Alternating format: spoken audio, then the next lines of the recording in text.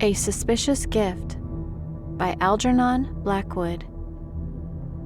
Blake had been in very low water for months, almost underwater part of the time, due to circumstances he was fond of saying were no fault of his own. And as he sat writing in his room on third floor back of a New York boarding house, part of his mind was busily occupied in wondering when his luck was going to turn again. It was his room only in the sense that he paid the rent.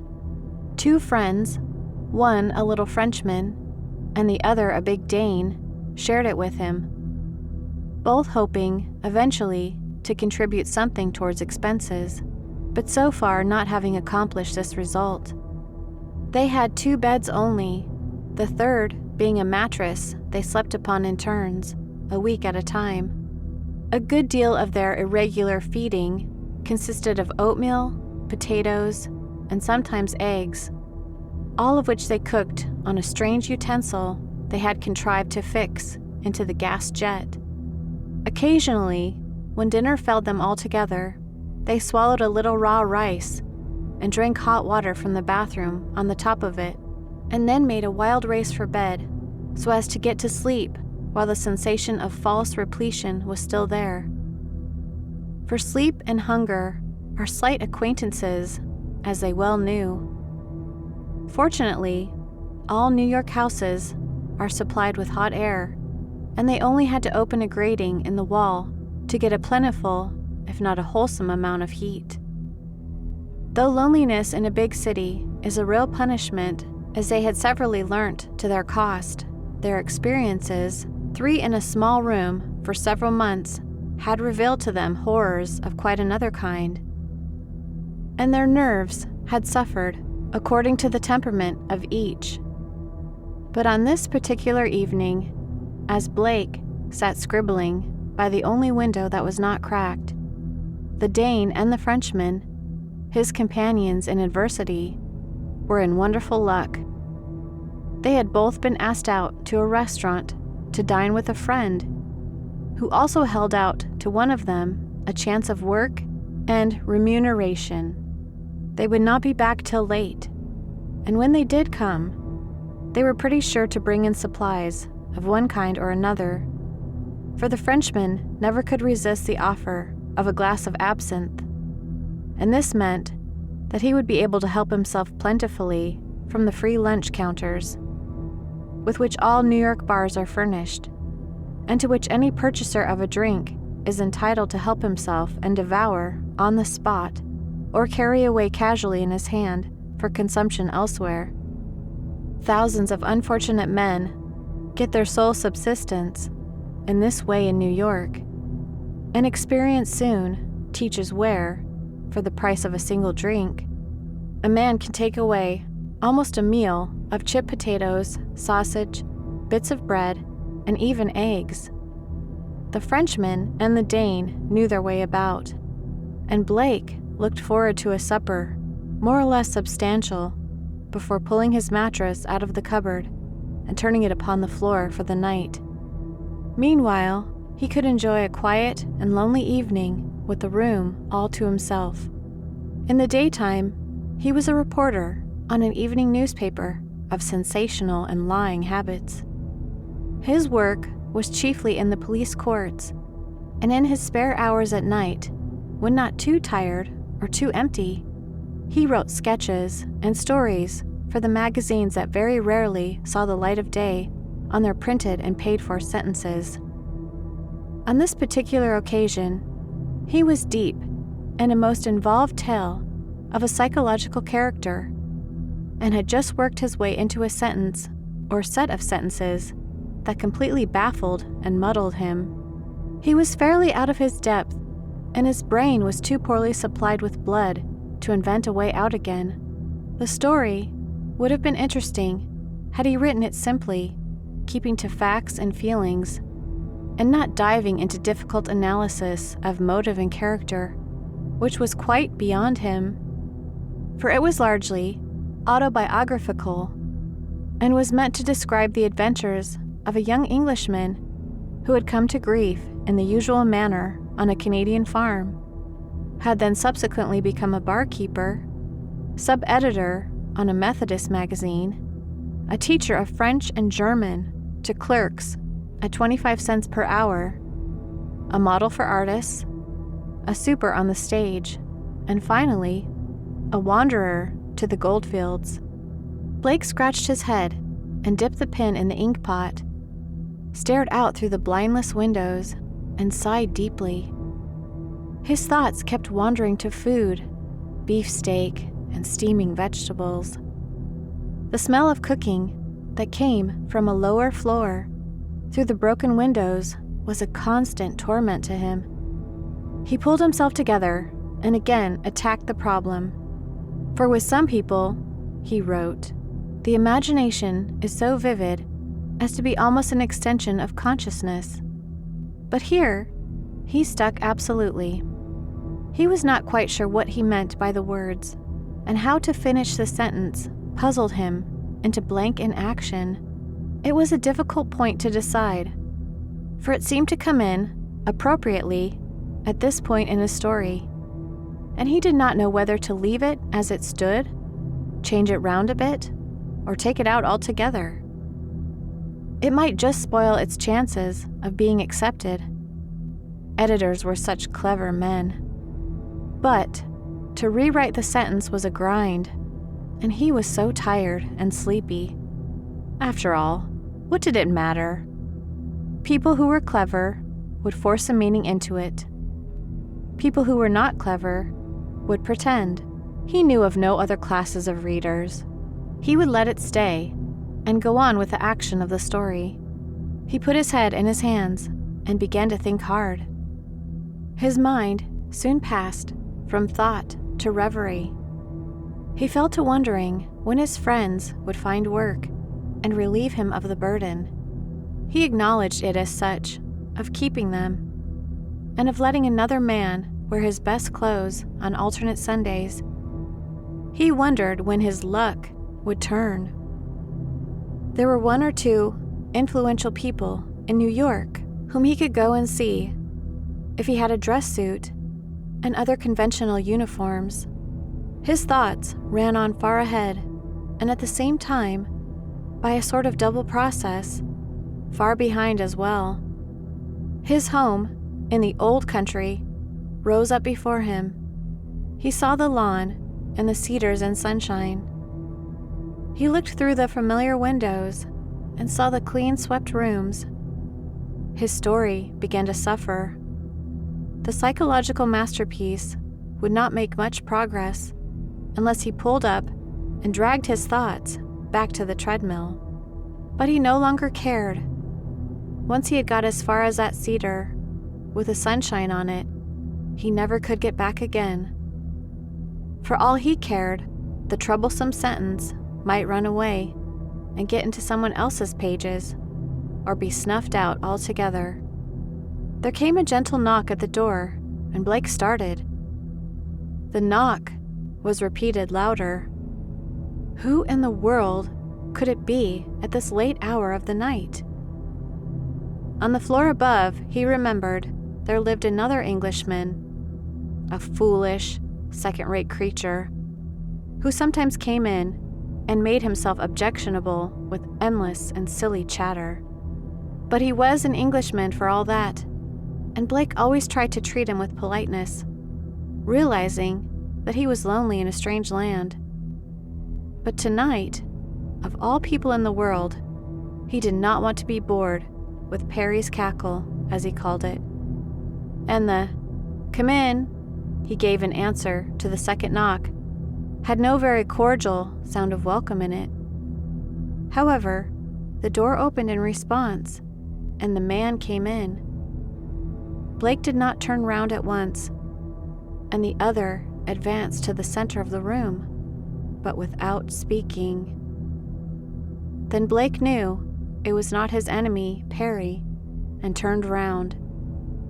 He saw a man of about 40, standing in the middle of the carpet, but standing sideways, so that he did not present a full face. He wore an overcoat, buttoned up to the neck. And on that felt hat, which he held in front of him, fresh raindrops glistened. In his other hand, he carried a small black bag. Blake gave him a good look and came to the conclusion that he might be a secretary, or a chief clerk, or a confidential man of sorts. He was a shabby, respectable-looking person. This was the sum total of the first impression, gained the moment his eyes took in that it was not Perry. The second impression was less pleasant, and reported at once that something was wrong. Though otherwise young and inexperienced, Blake, thanks or curses to the police court training, knew more about common criminal blackguardism than most men of 50, and he recognized that there was somewhere a suggestion of this undesirable world about the man. But there was more than this. There was something singular about him, something far out of the common, though for the life of him, Blake could not say wherein it lay.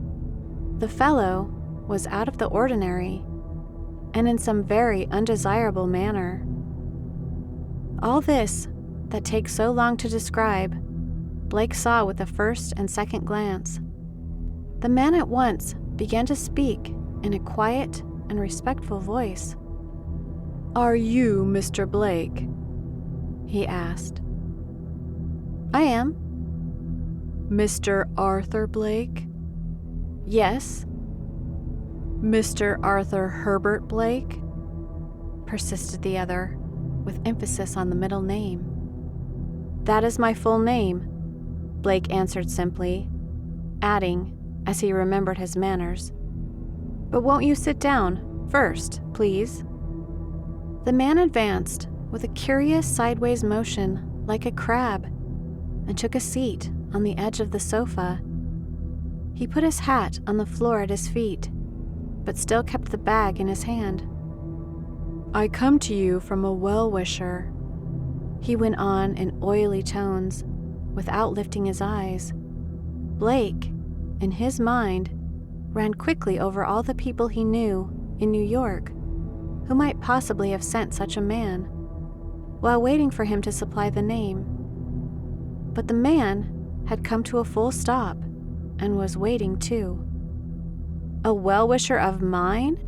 repeated Blake, not knowing quite what else to say.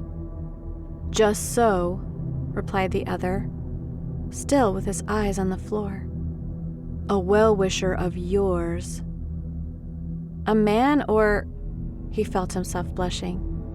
"Or a woman?" "That," said the man shortly, "I cannot tell you." "You can't tell me!" exclaimed the other, wondering what was coming next, and who in the world this mysterious well-wisher could be, who sent so discreet and mysterious a messenger. "I cannot tell you the name," replied the man firmly. "Those are my instructions, but I bring you something from this person, and I am to give it to you, to take a receipt for it, and then to go away without answering any questions." Blake stared very hard. The man, however, never raised his eyes above the level of the second china knob on the chest of drawers opposite. The giving of a receipt sounded like money. Could it be that some of his influential friends had heard of his plight? There were possibilities that made his heart beat. At length, however, he found his tongue, for this strange creature was determined, apparently, to say nothing more until he had heard from him. "Then what have you got for me, please?" he asked bluntly. By way of answer, the man proceeded to open the bag. He took out a parcel wrapped loosely in brown paper and about the size of a large book. It was tied with string, and the man seemed unnecessarily long untying the knot. When at last the string was off and the paper unfolded, there appeared a series of smaller packages inside. The man took them out very carefully. almost as if they had been alive, Blake thought, and sent them in a row upon his knees. They were dollar bills. Blake, all in a flutter, craned his neck forward a little to try and make out their denomination. He read plainly the figures 100. "There are $10,000 here," said the man quietly. The other could not suppress a little cry. "And they are for you." Blake simply gasped. $10,000? He repeated, a queer feeling growing up in his throat. 10,000?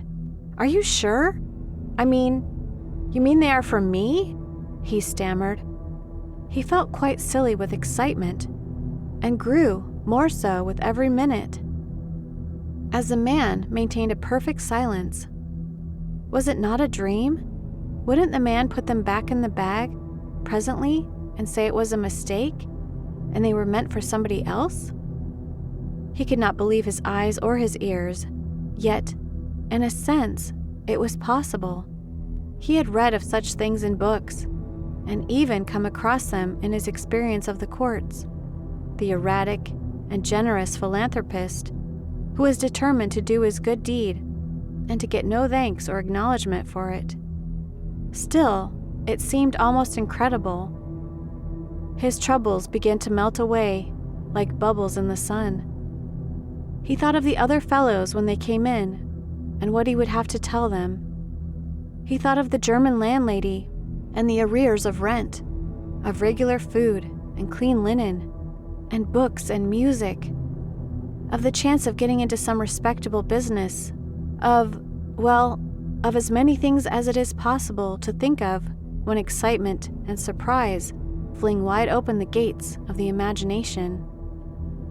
The man, meanwhile, began quietly to count over the packages aloud, from 1 to 10, and then to count the bills in each separate packet, also from 1 to 10. Yes, there were 10 little heaps, each containing 10 bills of $100 denomination. That made $10,000.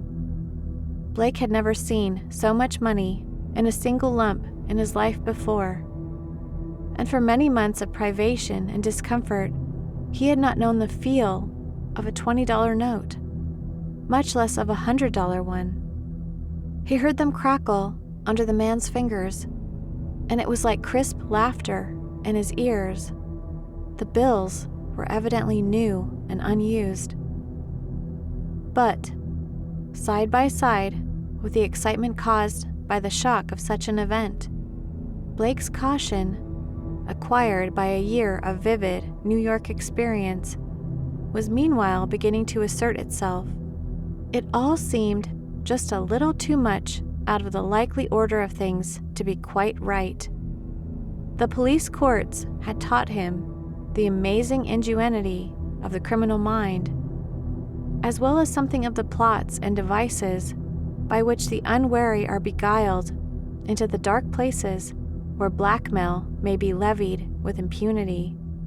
New York, as a matter of fact, just at that time, was literally undermined with the secret ways of the blackmailers, the green goods men, and other police-protected abominations, and the only weak point in the supposition that this was part of some proceeding was a selection of himself, a poor newspaper reporter, as a victim. It did seem absurd, but then the whole thing was so out of the ordinary, and the thought, once having entered his mind, was not so easily got rid of. Blake resolved to be very cautious. The man, meanwhile, though he never appeared to raise his eyes from the carpet, had been watching him closely all the time. "If you will give me a receipt, I'll leave the money at once," he said, with just a vestige of impatience in his tone, as if he were anxious to bring the matter to a conclusion as soon as possible. "But you say it is quite impossible for you to tell me the name of my well-wisher, or why she sends me such a large sum of money in this extraordinary way." "The money is sent to you because you are in need of it," returned the other. And it is a present, without conditions of any sort attached. You have to give me a receipt, only to satisfy the sender that it has reached your hands. The money will never be asked of you again. Blake noticed two things from this answer. First, that the man was not to be caught into betraying the sex of the well-wisher, and secondly, that he was in some hurry to complete the transaction, for he was now giving reasons, attractive reasons, why he should accept the money and make out the receipt. Suddenly, it flashed across his mind that if he took the money and gave the receipt before a witness, nothing very disastrous could come of the affair. It would protect him against blackmail if this was, after all, a plot of some sort with blackmail in it, whereas if the man were a madman or a criminal who was getting rid of a portion of his ill-gotten gains to divert suspicion, or if any other improbable explanation turned out to be the true one, there was no great harm done, and he could hold the money till it was claimed or advertised for in the newspapers. His mind rapidly ran over these possibilities, though, of course, under the stress of excitement, he was unable to weigh any of them properly. Then he turned to his strange visitor again and said quietly, "I will take the money, although I must say it seems to me a very unusual transaction, and I will give you for it such a receipt as I think proper under the circumstances." "A proper receipt is all I want," was the answer. "I mean by that a receipt before a proper witness." "Perfectly satisfactory," interrupted the man, his eyes still on the carpet. "Only it must be dated and headed with your address here in the correct way." Blake could see no possible objection to this, and he at once proceeded to obtain his witness. The person he had in mind was a Mr. Barclay, who occupied the room above his own, an old gentleman who had retired from business, and who, the landlady always said, was a miser, and kept large sums secreted in his room. He was, at any rate, a perfectly respectable man, and would make an admirable witness to a transaction of this sort. Blake made an apology and rose to fetch him, crossing the room in front of the sofa where the man sat, in order to reach the door. As he did so, he saw for the first time the other side of his visitor's face, the side that had been always so carefully turned away from him. There was a broad smear of blood down the skin from the ear to the neck. It glistened in the gaslight. Blake never knew how he managed to smother the cry that sprang to his lips, but smother it he did. In a second, he was at the door, his knees trembling, his mind in a sudden and dreadful turmoil. His main object, so far as he could recollect afterwards, was to escape from the room, as if he had noticed nothing, so as not to arouse the other's suspicions. The man's eyes were always on the carpet, and probably, Blake hoped, he had not noticed the consternation that must have been written plainly on his face. At any rate, he had uttered no cry. In another second, he would have been in the passage, when suddenly he met a pair of wicked, staring eyes, fixed intently and with a cunning smile upon his own. It was the other's face in the mirror, calmly watching his every movement. Instantly, all his powers of reflection flew to the winds, and he thought only upon the desirability of getting help at once. He tore upstairs, his heart in his mouth. Barclay must come to his aid. This matter was serious, perhaps horribly serious. Taking the money, or giving a receipt, or having anything at all to do with it, became an impossibility. Here was crime.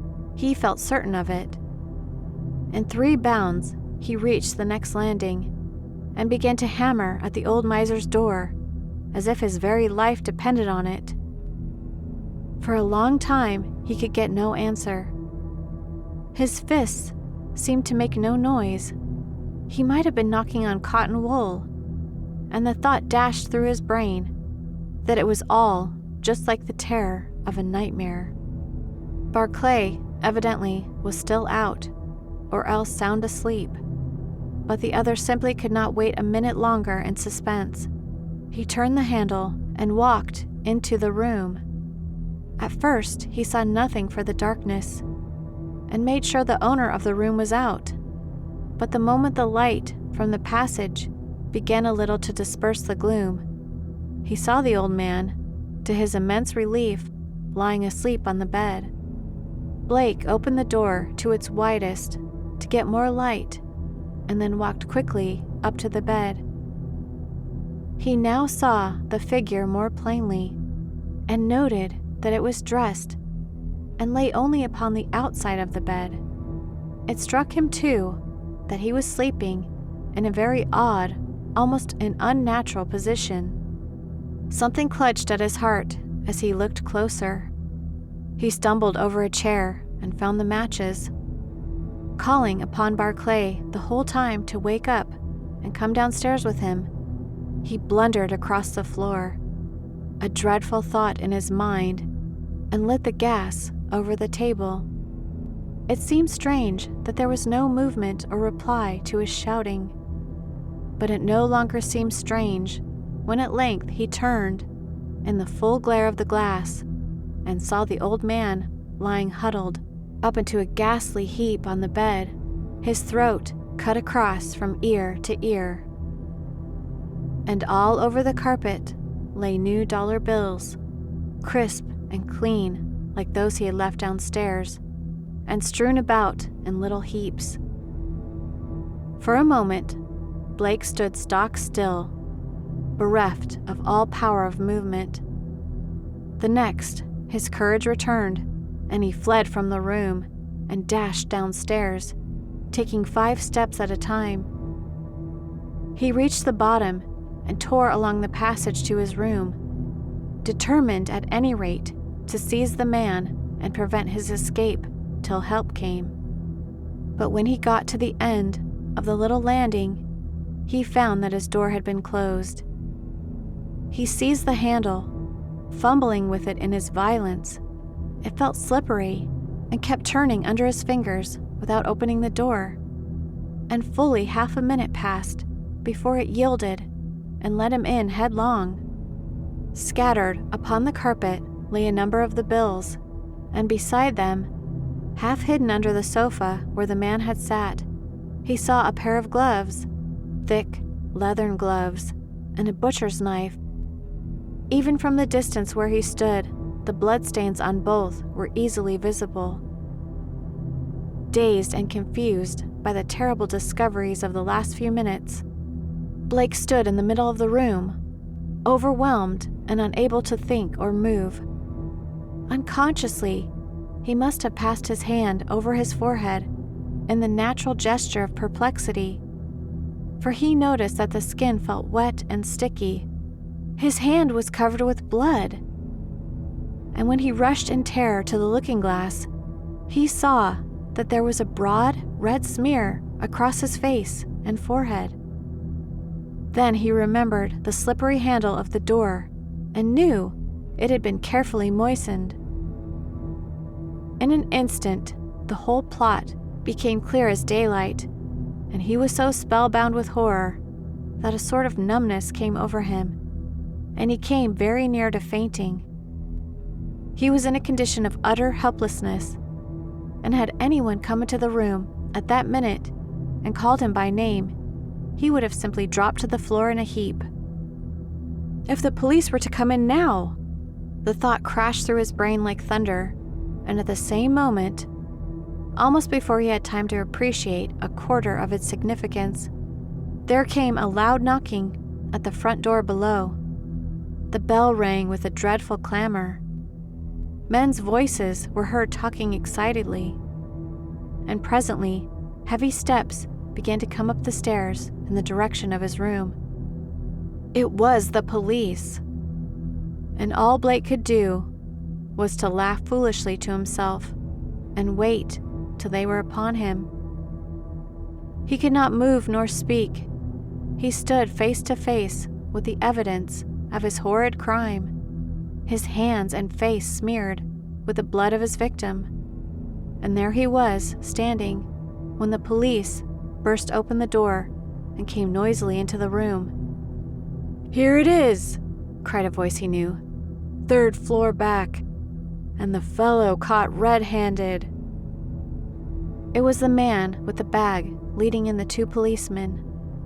Hardly knowing what he was doing, in the fearful stress of conflicting emotions, he made a step forward.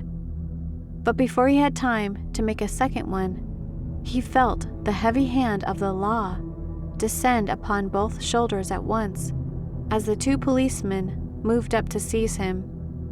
And at the same moment a voice of thunder cried in his ear, "Wake up, man, wake up! Here's the supper and the good news, too." Blake turned with a start in his chair and saw the Dane, very red in the face, standing beside him, a hand on each shoulder. And a little further back, he saw the Frenchman, leering happily at him over the end of the bed, a bottle of beer in one hand and a paper package in the other.